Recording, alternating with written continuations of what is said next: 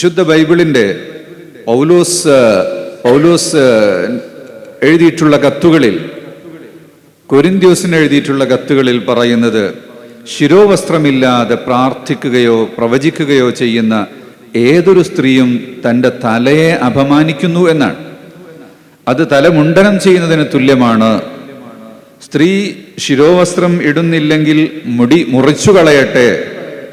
മുടി മുറിക്കുന്നതും മുണ്ടനം ചെയ്യുന്നതും സ്ത്രീക്ക് അപമാനമാണെങ്കിൽ അവൾ ശിരോവസ്ത്രം ഇട്ടുകൊള്ളട്ടെ എന്നാണ്. കൊരിന്ത്യർക്ക് അയച്ച 1-ാം കത്തിലാണ് പൗലോസ് ഇക്കാര്യം പറയുന്നത്.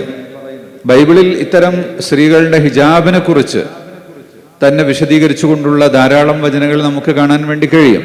ഹിജാബ് എന്നുള്ളൊരു പ്രയോഗം തന്നെയാണ് യഥാർത്ഥത്തിൽ ഹിബ്രു ബൈബിളിലെല്ലാം നടത്തിയിട്ടുള്ളത്.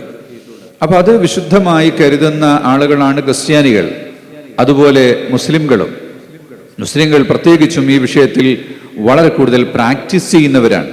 മുസ്ലിമിൻ്റെ പേര് വെച്ച മതം പ്രാക്ടീസ് ചെയ്യാത്ത ആളുകളുണ്ടാകാം, അതേതു മതത്തിൻ്റെ ആളുകളുമുണ്ട്. സിഖുകാർ തലപ്പാവ് ധരിക്കാത്തവരും താടി വയ്ക്കാത്തവരും തലമറക്കാത്ത സ്ത്രീകളൊക്കെ സിഖുകാരായിട്ടുള്ള കുടുംബങ്ങളിൽ പിറന്നവരെ പഞ്ചാബിൽ ചെന്നാൽ നമുക്ക് കാണാൻ കഴിയും. അത് അവർക്ക് മതവുമായി ബന്ധമില്ലാത്തത് കൊണ്ടാണ്.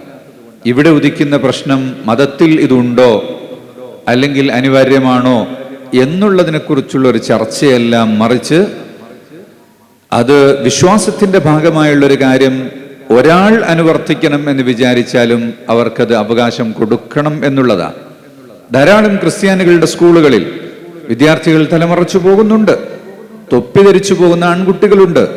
അതിനൊന്നും സഭയുടെ ഭാഗത്തുനിന്നോ ചർച്ചിൻ്റെ ഭാഗത്തുനിന്നോ എതിർപ്പുള്ളതായി നാം കണ്ടിട്ടില്ല. എവിടെയെങ്കിലും അപൂർവമായി ഉണ്ടാകാം.